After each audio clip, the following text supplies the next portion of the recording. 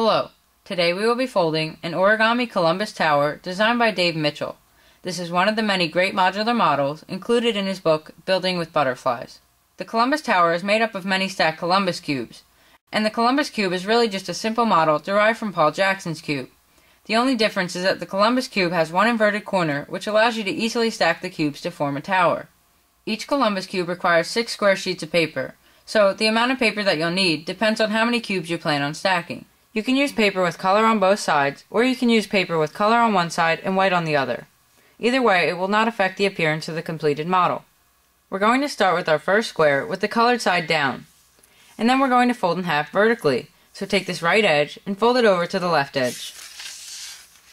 Align the corners and the edges, and then we're not going to crease all the way. We just want to make a small crease at the top and a small crease at the bottom, just to use as references for later. So once you've made those 2 small creases, then you can unfold. Now we're going to fold the left and right edges in to align with these 2 vertical reference creases we just made. So let's start with this right edge, and we're going to pull it in like this, align it with those 2 reference creases, and then make a crease. This time make sure you crease all the way, and then we're going to do the same thing on this left edge. So just pull it in like this, align it with those 2 reference creases, or you can just align it with the edge you just folded over. Then again, make your crease all the way. And once you've done this on both sides, then you can unfold.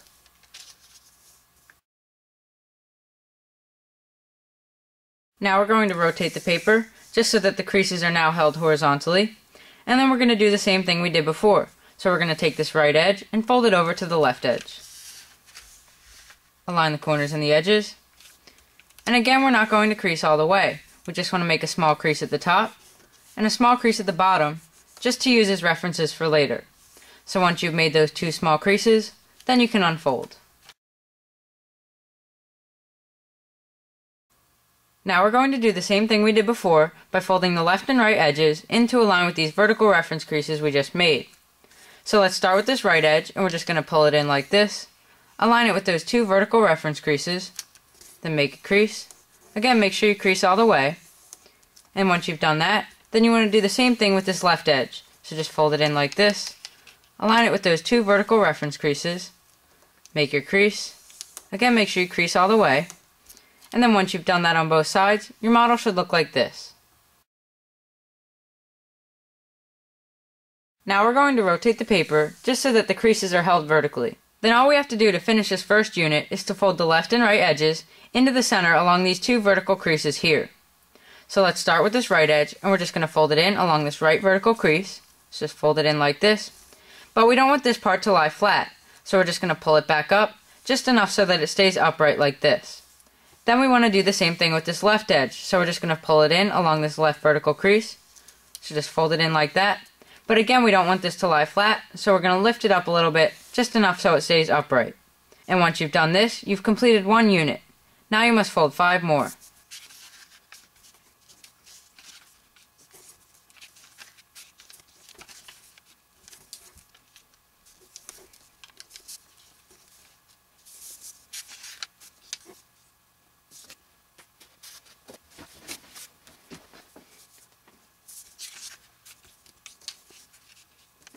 So once you've completed all 6 units, then you need to take 3 and fold them a bit differently. This is important because when you assemble the model, it makes it possible to create the inverted corner of the cube. So let's start with the first of the 3 units, and what we have to do first is flatten out these 2 edges that are standing upright. So simply push them down to each side, just like this, so that they lie flat. Now we're going to align this left edge with this bottom edge here.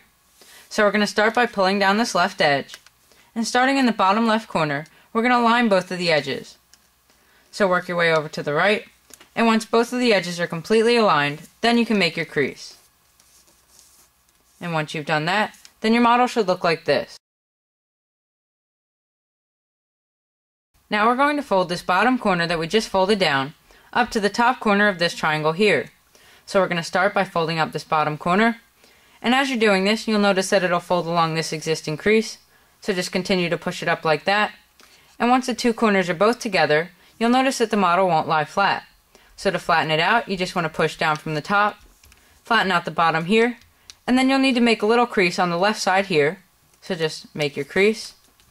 And once you're done, you'll notice that you've reverse folded this corner here.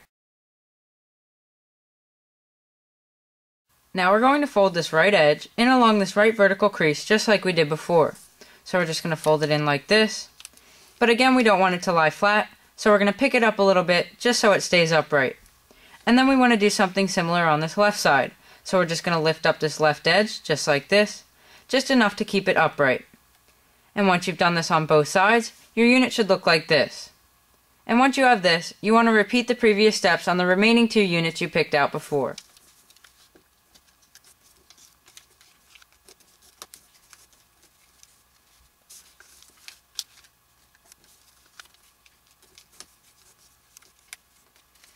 Once all your units are completed, you should have 3 basic units, and 3 units with an additional reverse fold like this.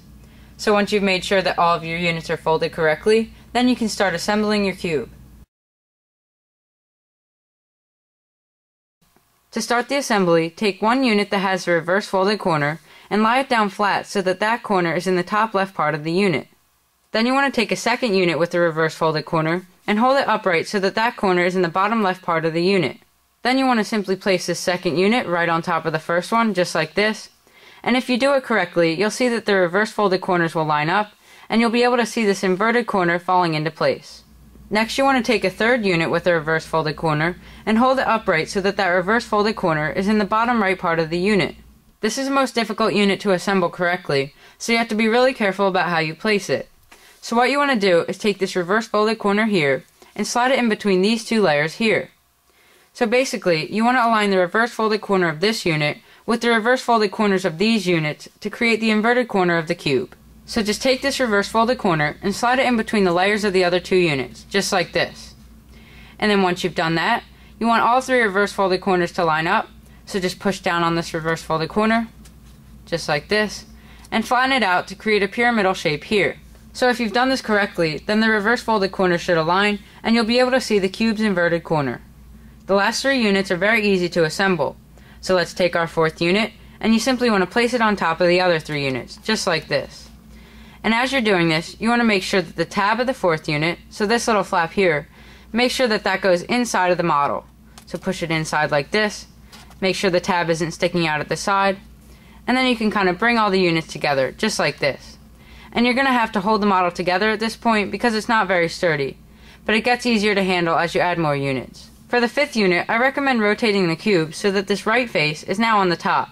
So just rotate it like this, and it'll make it much easier to insert the 5th unit. So just take the 5th unit, and again you're going to place it right on top of the other units, but you want to keep in mind that this tab has to be hidden inside the model. So just push it in like this, make sure that the tab is hidden inside the cube. Then you can bring all the units together, and then you'll see that you only need to add one more unit to complete the cube. For the 6th unit, I recommend rotating the cube so that this front face is now on the top. So just rotate it like this, and it'll make it much easier to insert the last unit. So just take your 6th unit, and again you're going to place it right on top of the other units, but this time you have to make sure that these 2 tabs go inside the model. So start with this left tab, and you're just going to insert it like this. Make sure it goes completely inside the model, and then you have to do the same thing one last time on the right. So insert this last tab inside of the model, just like this. And once you've done that, bring all the units together, and then your Columbus cube is complete. Now that you've mastered the Columbus cube, it's time to create a Columbus tower. You can make a Columbus tower by simply stacking Columbus cubes on top of one another. So I challenge you to see how many Columbus cubes you can stack before the tower falls. So feel free to post a video response to this video, or post a picture to my Facebook page featuring your amazing Columbus tower. Good luck with the challenge, and I hope you've enjoyed this video tutorial on how to fold an Origami Columbus Tower designed by Dave Mitchell. Please comment, rate, subscribe, and thank you for watching.